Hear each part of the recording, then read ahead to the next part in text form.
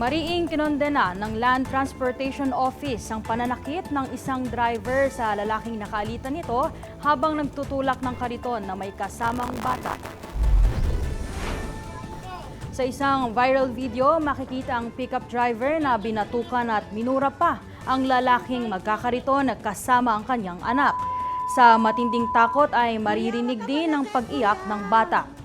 Kasunod nito ay natasan ni LTO Chief Marcos Lacanilao ang pagsuspinde sa lisensya ng driver ng 90 araw.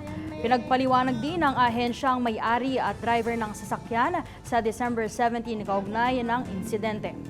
Babala ni Lacanilao, posibleng matuluyang i-revoke ang lisensya ng driver, lalo na kung hindi ito dadalos sa pagdinig.